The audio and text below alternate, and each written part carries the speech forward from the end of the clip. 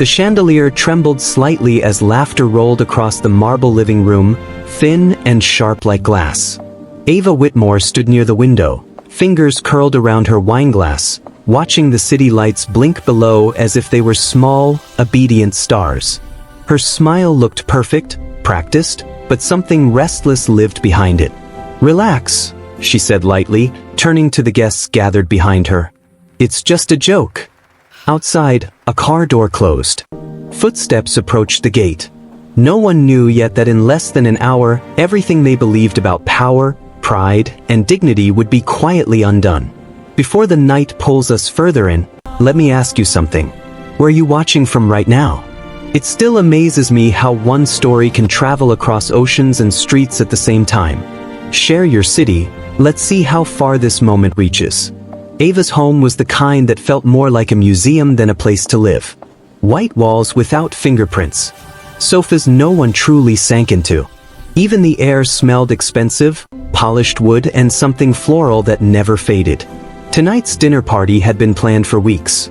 Investors, board members, and their spouses filled the space with soft chatter and controlled laughter.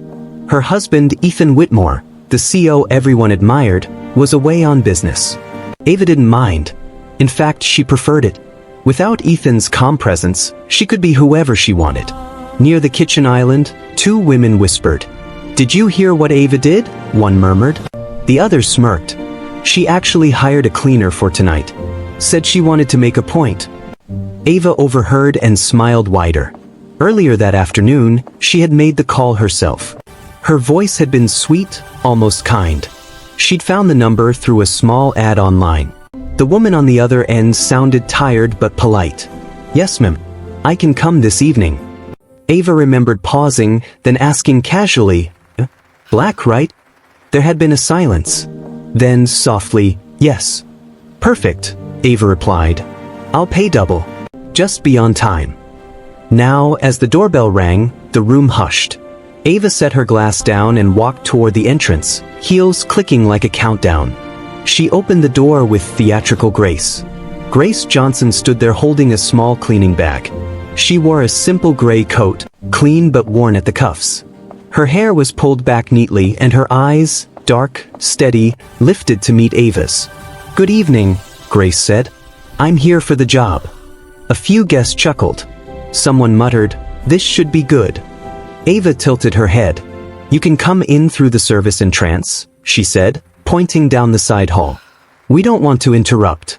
Grace didn't move right away. She glanced past Ava, taking in the crystal lights, the silk dresses, the men in tailored suits. She nodded once. "Of course." As Grace walked through the room, conversation slowed. Eyes followed her, not with kindness, but curiosity mixed with judgment. Ava clapped her hands lightly. "Everyone, please excuse the mess," she said with a laugh.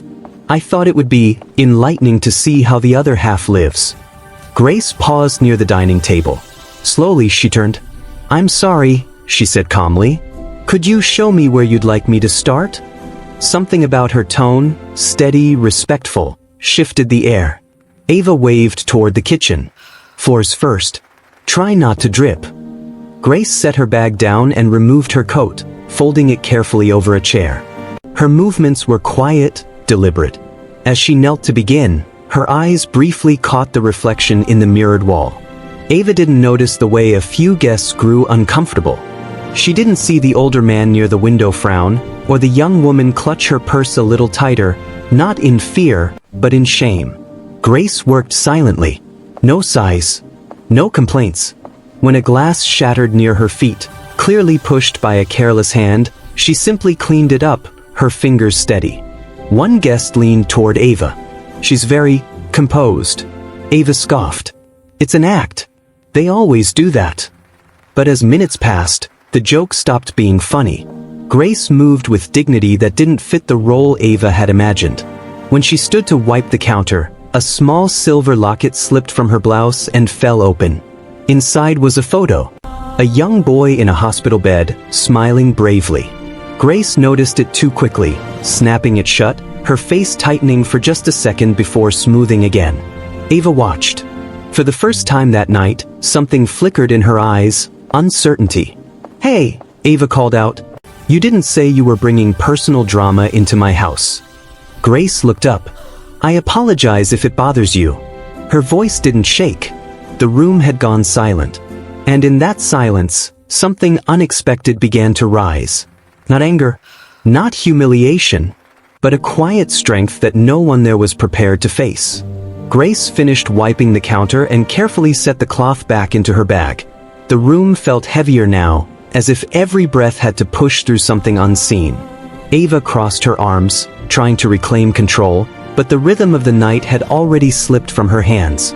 "Take the glasses too," Ava said, nodding toward the living room. "Some people can't seem to hold on to things." Grace nodded again. "I will." She moved from guest to guest, collecting empty glasses with quiet efficiency. When she reached an older man near the window, the one who had been frowning earlier, his hand trembled slightly as he passed her the glass. "Thank you," he muttered, not meeting her eyes. Grace smiled. It wasn't wide or performative, just a small human curve of the lips. "You're welcome, sir." That smile landed differently. It wasn't gratitude toward wealth or status. It was simple decency. A few guests shifted uncomfortably, suddenly aware of how small the room felt despite its size. Near the sofa, a young woman in a blue dress watched Grace closely. When Grace bent to pick up a napkin someone had deliberately dropped, the woman stood up abruptly. "You don't have to do that one," she said.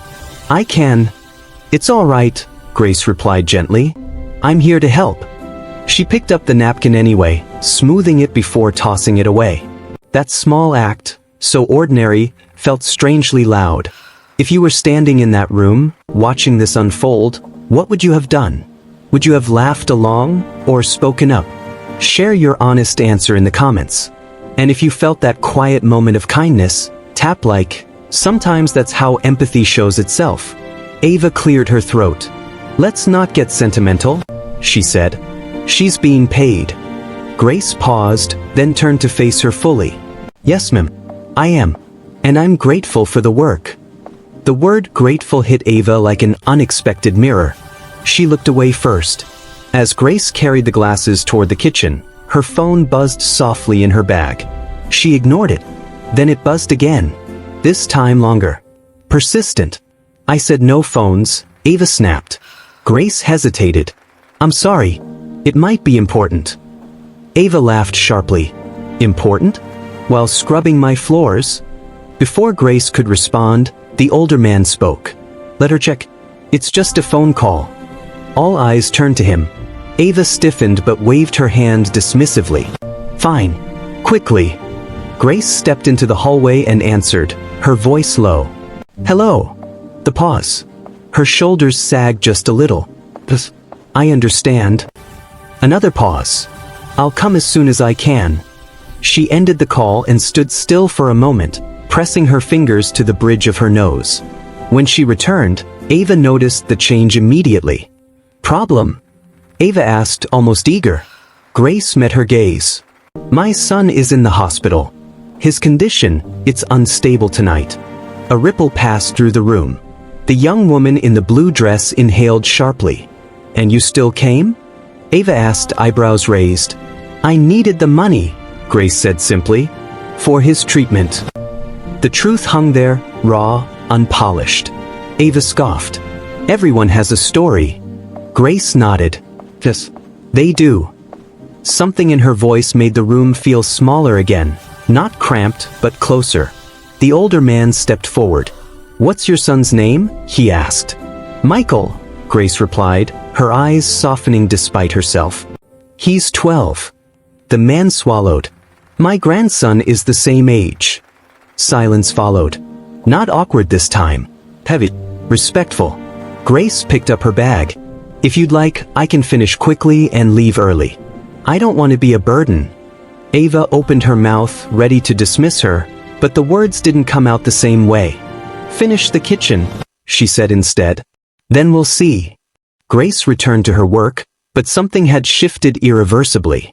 The guests no longer watched her like entertainment. They watched her like a person.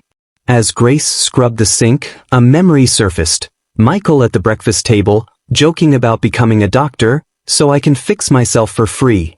She blinked it away and kept going. In the living room, Ava poured herself another drink, her hand shaking just enough to notice. She hadn't planned for this. The joke was supposed to be simple, controlled.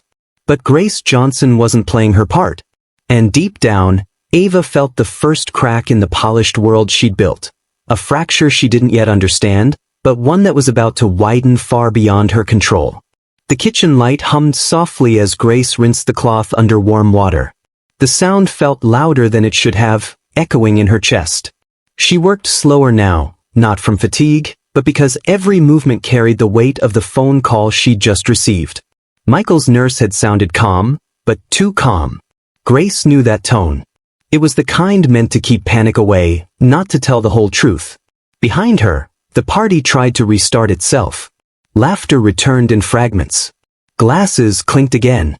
But it all felt forced, like actors who had forgotten their lines and were improvising badly. Ava leaned against the counter, watching Grace from the corner of her eye. She told herself she was still in control. This was her house. Her night. Her joke. Yet she couldn't shake the image of that locket. "You said your son's condition is unstable," Ava said suddenly. "What exactly is wrong with him?" Grace paused, then turned off the tap. "He has a heart condition. Congenital. We found out when he was 6. "And his father?" Ava asked too quickly. Grace's jaw tightened just a little. "Passed away 3 years ago."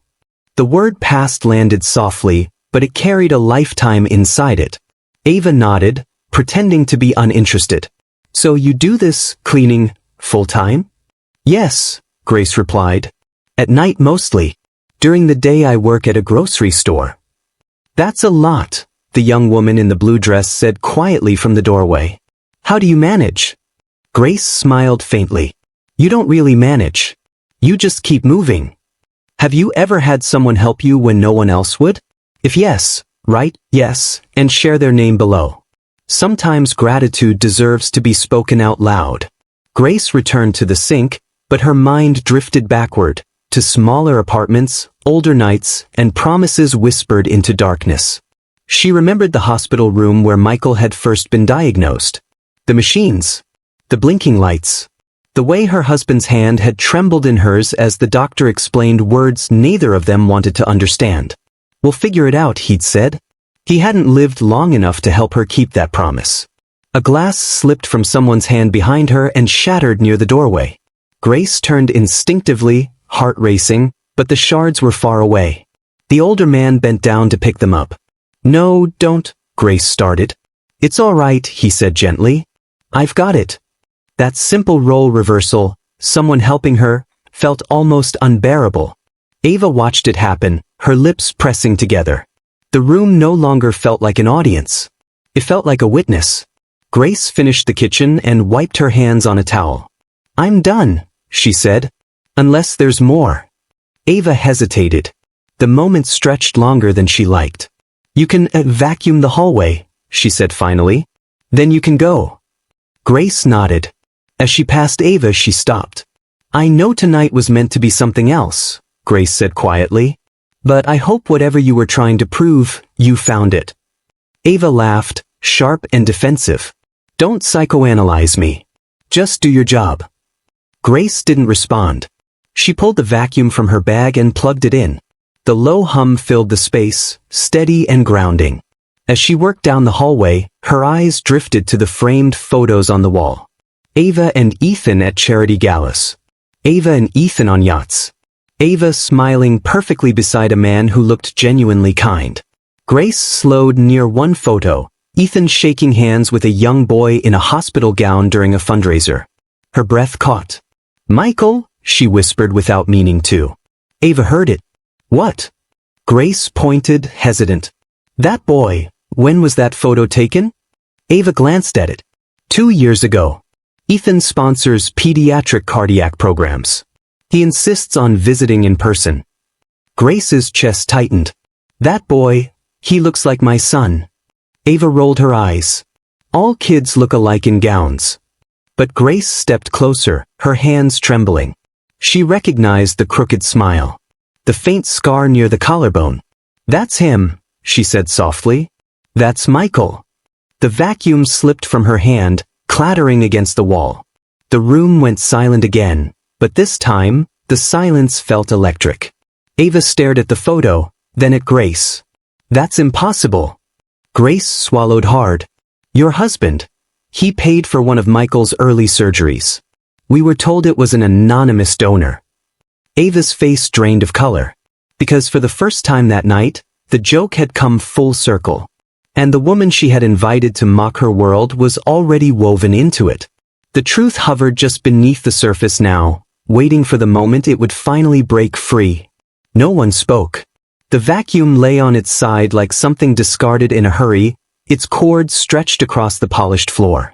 Grace stared at the photograph as if it might disappear if she blinked. Ava stepped closer, her heels slow, uncertain. "You're saying Nathan met your son?" "Yes," Grace whispered.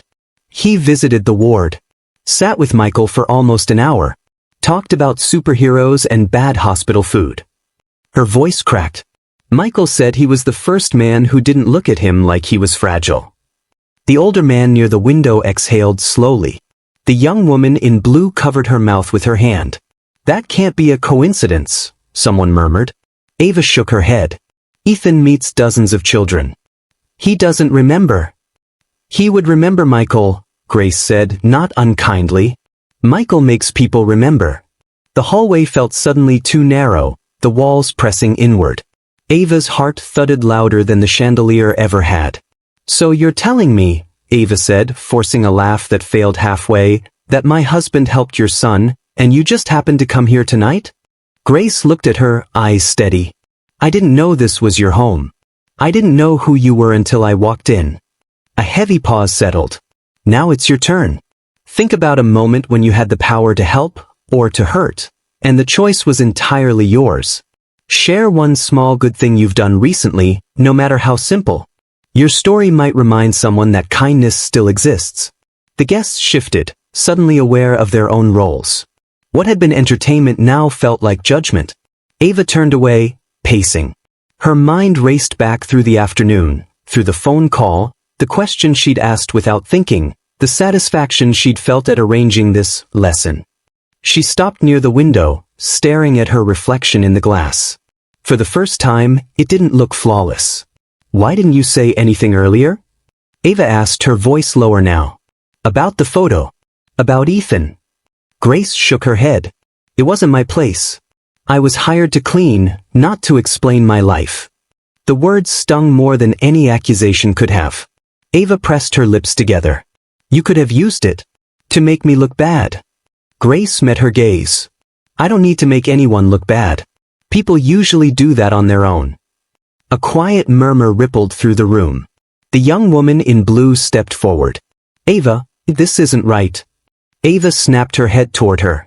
"Stay out of it." But the room was no longer listening to Ava. Grace reached for her coat. "I should go. My son needs me." The older man pulled out his phone. "I can drive you to the hospital." Grace hesitated. "That's very kind, but—" "I insist," he said. "Please." Ava watched them, something twisting in her chest. This wasn't how it was supposed to end. She had planned laughter, not quiet departures and moral weight. "Wait," Ava said suddenly. Grace turned. Ava swallowed. Apologies had never come easily to her. They felt like weakness. Exposure.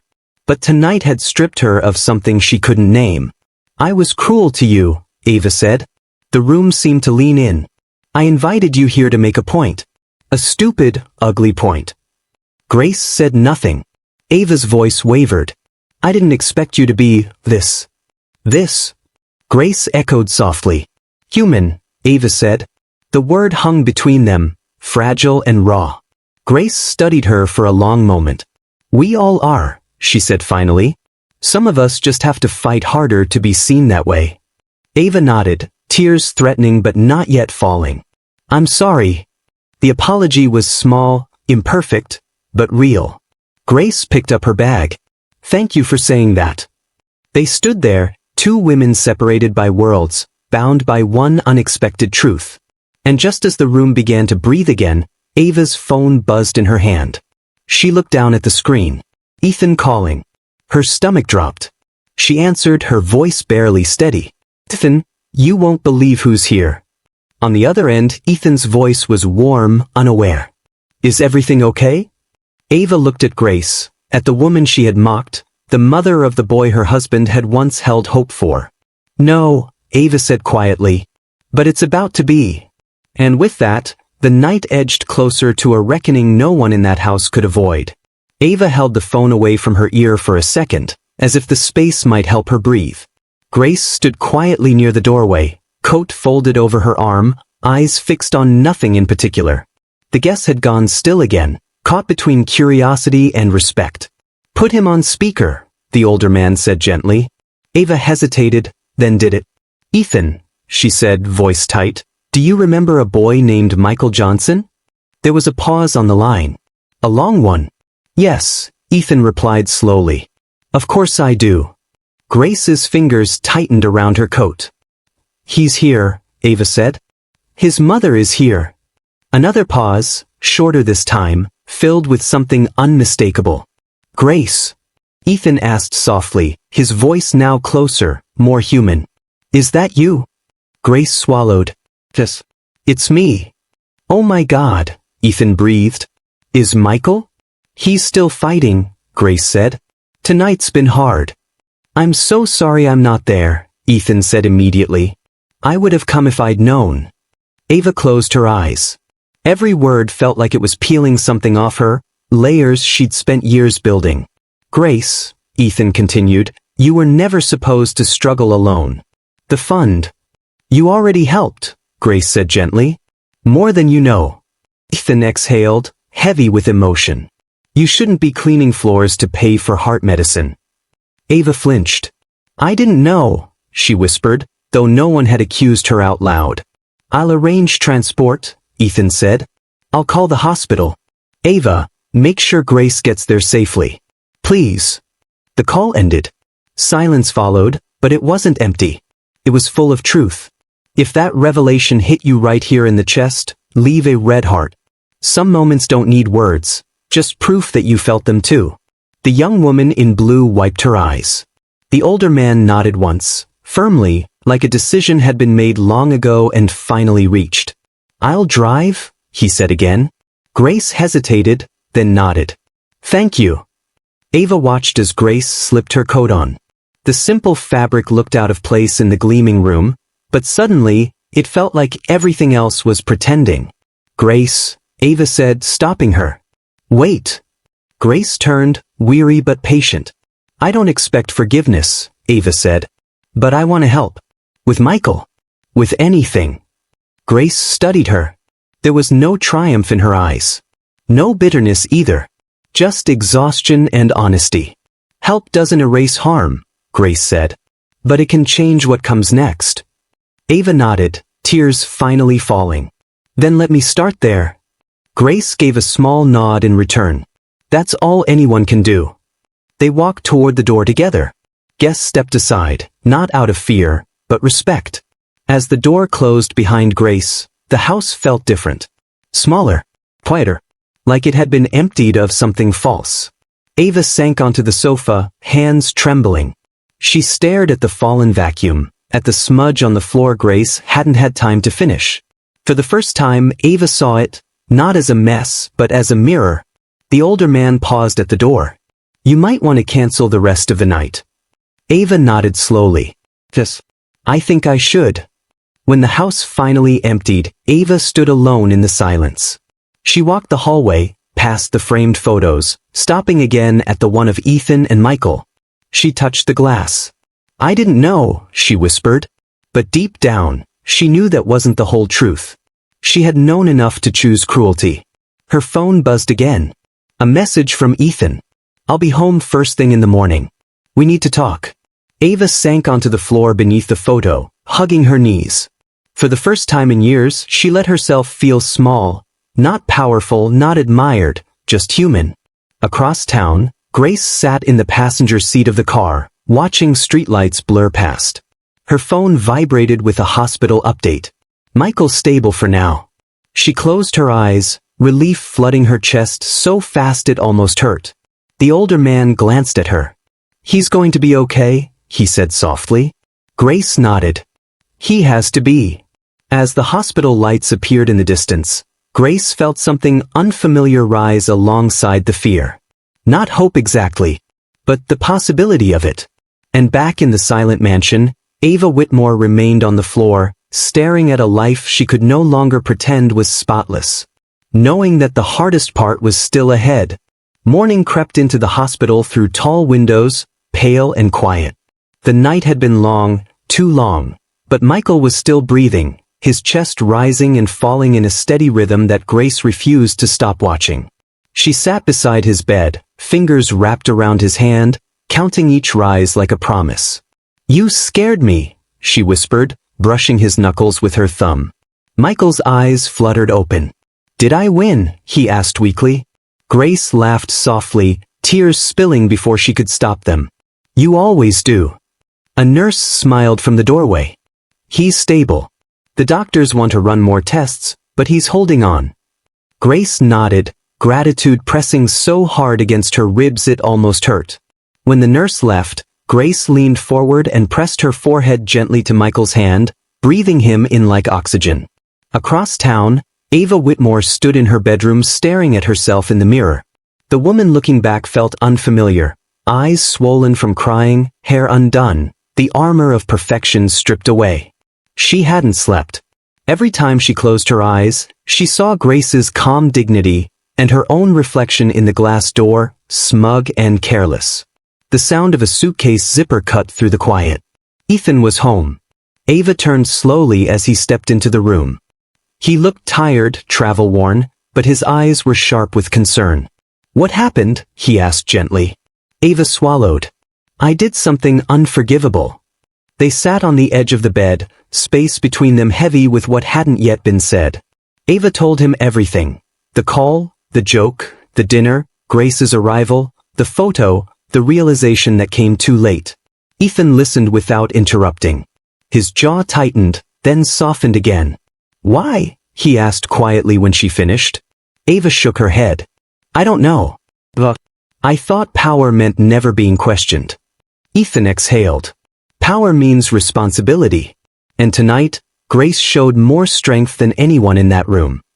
Ava nodded, shame settling deep. "I hurt her. I don't know if I can fix it." "You can't fix it," Ethan said gently. "But you can face it." Later that day, Ava stood outside the hospital room, hands trembling. She could hear Michael laughing softly at something Grace said. That sound, fragile, alive, made her chest tighten. She knocked. Grace looked up, surprise flickering across her face. "Ava." "I won't come in if you don't want me to," Ava said quickly. I needed to see him. And to say something." Grace studied her for a long moment, then nodded. "Come in." Ava stepped inside slowly. Michael smiled at her, curious. "Hi," he said. "Are you my mom's boss?" Ava knelt beside the bed, the marble floors of her life suddenly far away. "No," she said softly. "I'm someone who made a mistake." Michael tilted his head. "Did you say sorry?" Ava's throat closed. "I'm trying to." Grace watched closely as Ava stood again, turning to her. "I won't ask you to forgive me," Ava said. "I don't deserve that. But I want you to know, I see you now.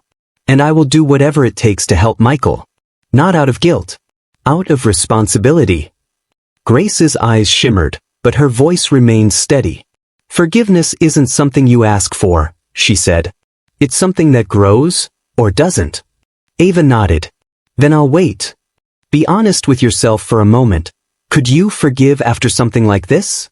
Type, forgive, if you think you could, or never, if the wound would be too deep. There's no wrong answer, only truth." Days passed. Ethan arranged specialists. Treatments were approved. Bills that once felt like mountains began to shrink. But Grace noticed something else too. Ava kept showing up. Not with cameras. Not with announcements. Just quietly. Sitting in the corner. Bringing coffee. Listening. One afternoon, Michael looked at Ava and smiled. "You look sad." Ava laughed softly. "I was. But I'm learning." "Good," Michael said. "My mom says learning makes people better." Grace closed her eyes, letting that land. The real test came a week later, when Michael's condition worsened suddenly. Alarms filled the room. Doctors rushed in. Grace was pushed back, her heart pounding as fear clawed its way up her throat. Ava stood beside her, pale but steady. Without thinking, she reached for Grace's hand. Grace hesitated, then held on. They waited together, two women bound not by status or shame, but by love and fear and the fragile thread of hope.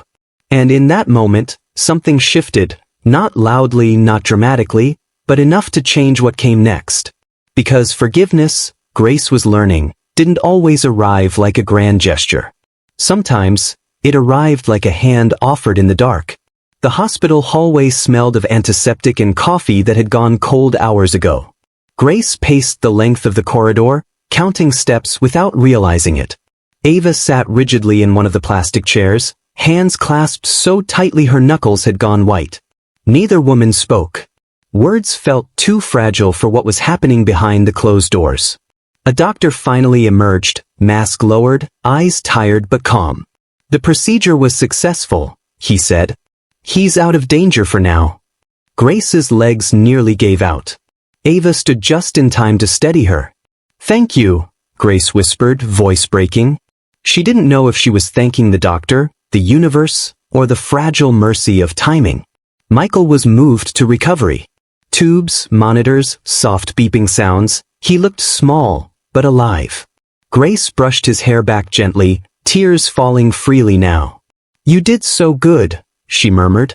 Ava watched from a distance, heart aching in a way she had never known.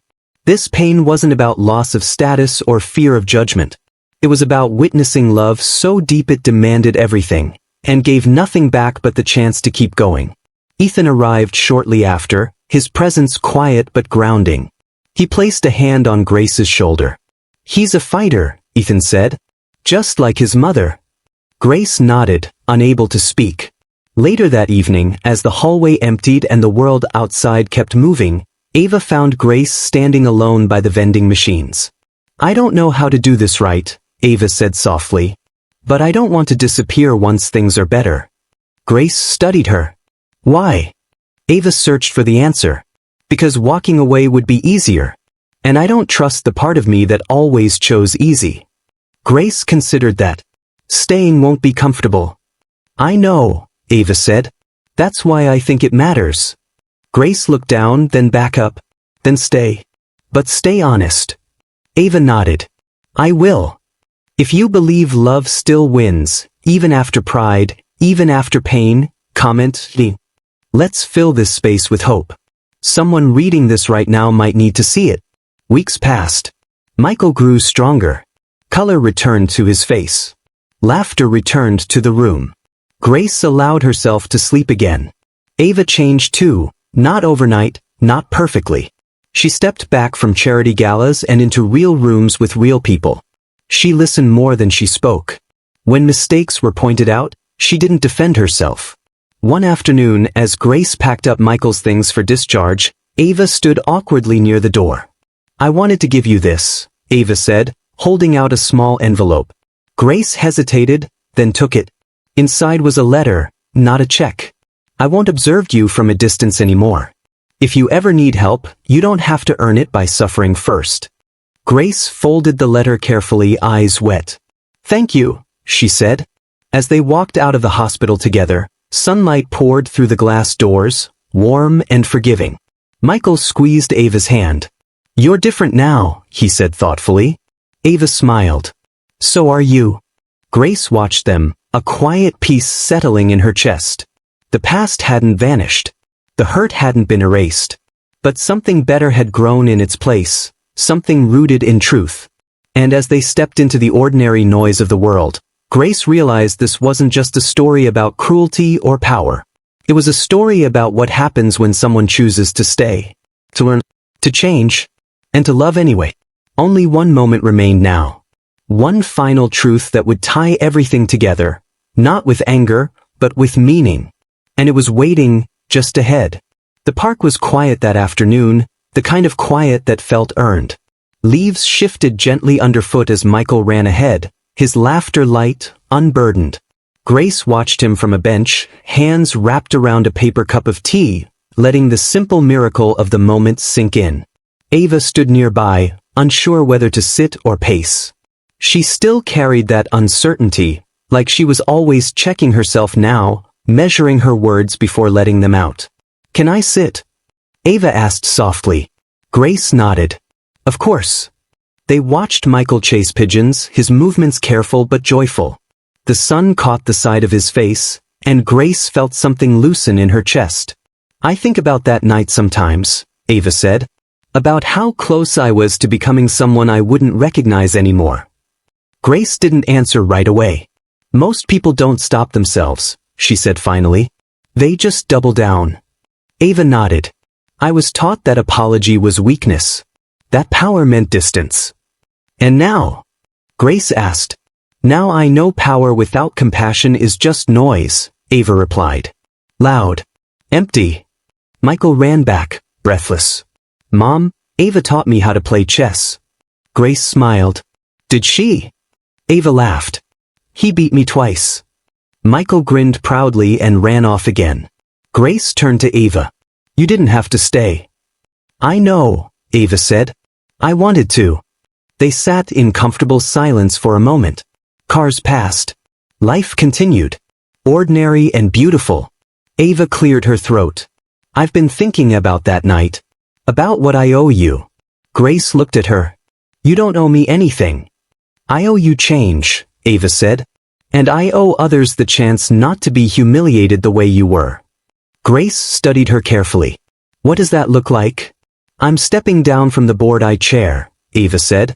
"I'm funding an independent program Ethan and I won't control, one led by people who've lived the reality, not observed it." Grace exhaled slowly. "That's a start." "I don't expect praise," Ava added quickly. "I expect accountability." Grace nodded. "Then you're finally listening." Michael returned again, holding a leaf-like treasure. "Mom, can we go home?" Grace stood, brushing her jeans. "Yes, sweetheart." As they walked toward the car, Ava slowed her steps. "Grace," she said. "Thank you for not turning my worst moment into my last lesson." Grace stopped and turned. "You turned it into a lesson yourself. I just didn't stop you." They shared a look, not friends, not strangers, but something honest. If this story moved you, don't scroll past quietly. Tap like, not for me, but for the soul who carried this pain and still chose kindness. One click can be your way of saying, "I felt you. I see you." That evening, Grace tucked Michael into bed. He yawned, eyes heavy. "Mom," he whispered, "do you think people can really change?" Grace brushed his hair back. "I think people can learn," she said. "And learning is the first step to change." He smiled sleepily. "Then Ava's learning." "Yes," Grace said softly. "She is." Grace stepped into the hallway and leaned against the wall, breathing deeply. The past hadn't vanished. It never would. But it no longer defined the future. Across the city, Ava stood alone in her living room, the same room where laughter had once cut like glass. The chandelier no longer sparkled the same way. It didn't need to. She picked up the vacuum still stored in the corner. Slowly, deliberately, she plugged it in and began to clean. Not because someone was watching, not because it was symbolic, but because humility had finally become real. And somewhere between the quiet hum of the machine and the fading echo of who she used to be, Ava Whitmore understood the truth she'd avoided her whole life. Dignity isn't granted by wealth. Humanity isn't proven by status. And kindness, real kindness, has the power to walk into any room and change it forever. Grace looked out the window at the city lights that night, holding her tea just a little closer. The world hadn't become perfect, but it had become better. And sometimes, that's enough.